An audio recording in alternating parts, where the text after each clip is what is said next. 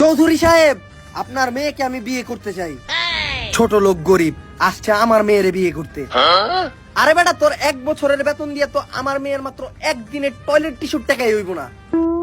আপনার মাইয়া এত আগে, তাইলে তুমি আপনার মাইয়ার পেটে সমস্যা আছে। বিয়া পরে হইব, আগে আপনার মেয়ের ডাক্তার দেন। এত আগুন না মেয়ে আমি বিয়া করবো না। আল্লাহ বাঁচাইছে, বিয়ের আগে আমি এই ঘটনাটা জানছি।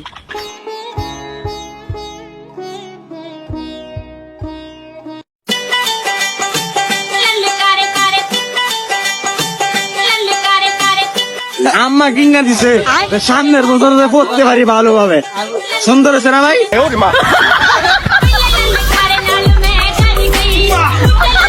কে বলেছে আমি ভিখারি? আমার বেস্ট ফ্রেন্ডের এখনো 2টো কিডনি বেঁচে আছে। সো আই এম বড় লোকস।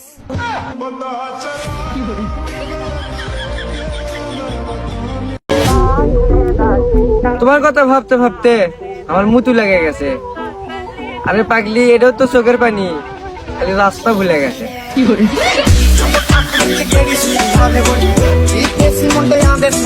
পুরা ইতিহাস সাক্ষী, হাড্ডি কখনো গোস্ত হয় না,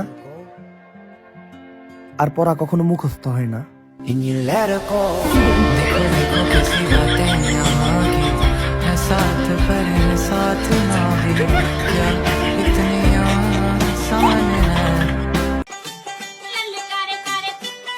ভাই, এই লোন আপনাদের চা। ভাই, চার ভিতরে আঙ্গুল দিছেন কেন? আরে ভাই আর কয়েন না, এই 3টা আঙ্গুল খুব ব্যথা করে। ডাক্তার আমাকে বলছে গরম জায়গায় সব সময় ডুবাই রাখতে। আরে ভাই, তো চার ভিতরে আঙ্গুল দিয়ে রাখছেন কে? উটকির চিপা তো গরমই, ওই জায়গায় আঙ্গুল দিয়ে রাখতেন। আরে ভাই, এতক্ষণ ওই 3টা আঙ্গুল ওই চিপার ভিতরে রাখছিলাম। আপনাদের চা দিব দেখে বের করে চায়ের ভিতরে দিছি।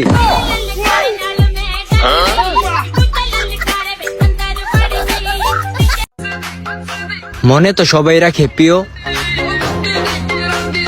আমি তোমাকে ফ্রিজে রেখে দিমু, যেন নষ্ট না হও।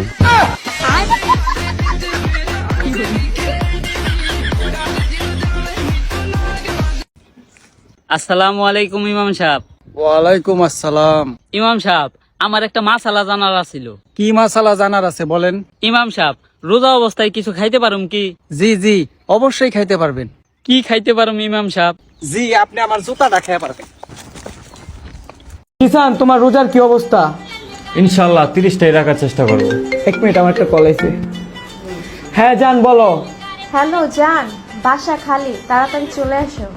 আল্লাহ তোমার হেফাজত করুক। আমিন। মাওলানা সাহেব একটা মাসালা জিজ্ঞেস করার ছিল। আচ্ছা, কি মশলা? মাওলানা সাহেব, রোজা থেকে কি কি খাওয়ান যায়? রোজা দেখে সকাল বিকাল উঠে থাপ্পড় খাওয়া যায়। আরো নতুন নতুন মশলা আছে আমার কাছে, জানতে চাস? না মাওলানা সাহেব, থাক।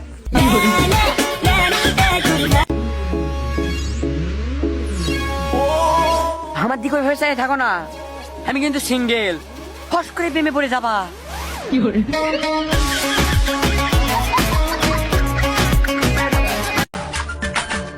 বান্ধবী, ঈদের দিন তো আমাকে দাওয়াত দিবি না, আমি ভালো করে জানি।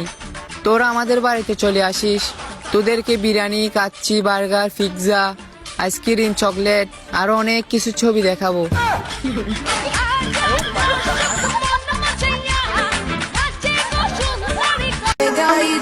কিরে ভাইয়া, তুমি তোমার বউয়ের বুকের ওন্নাটা সরাই ফেললা কি?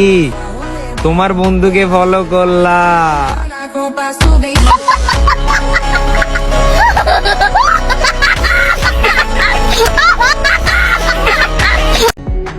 আমি খারাপ হইতে পারি কিন্তু আমার স্বভাব না। আমার রোজা মিস হইতে পারে কিন্তু ঈদটা জীবনও না।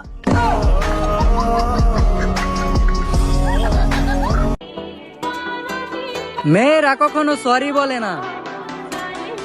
দেখছেনি তো, একজন দেশ ছাড়া পালাইছে, তারপরেও সরি বলে নাই।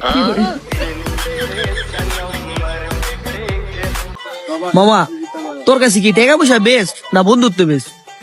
কি কর বেটা, আমার কাছে তো বন্ধুত্বই বেশ। বন্ধু ছাড়া কি জীবন চলে?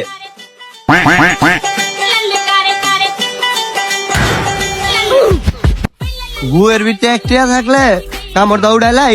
হ্যাঁ, আমার আইসে বন্ধুত্ব বড় না টেয়া বড়? এই 10 টাকা আমার তো লয়ে যাবো আলা করে আলা জান দে। একটা থাপড় দিয়ে তোর 32টা দাঁত ফালাই দিমু। আমার কি হাত নাই রে, আমিও থাপ্পড় দা তোর 64টা দাঁতই ফালিয়ে দেব। আরে বলো, একজন মানুষের 64 না 32টা দাঁত হয়। আমি জানি তুই আমগো দুজনের ভিতরে নাক গলাইবি, তাই তোর দাঁত আর ওর দাঁত দুইটা একনকে যোগ করে রাখছিলাম।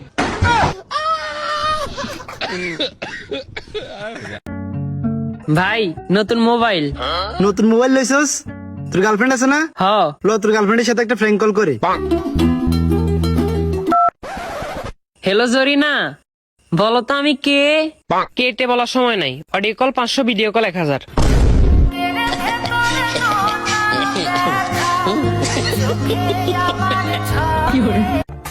জীবনটা বেশ ভালোই চলছিল, তারপর হঠাৎ করে প্রেম মারাতে গেলাম। তারপর এই জীবনের গানটা কি যেন ছিল? আমি জানি আমারে পটানো অতটা সোজা না, তাই বইলে কি তুমি চেষ্টা করবে না?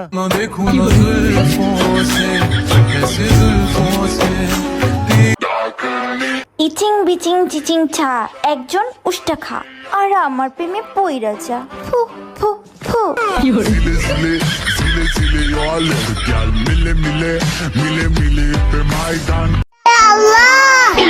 আমার 10 লাখ টাকা দিয়ে দাও আল্লাহ।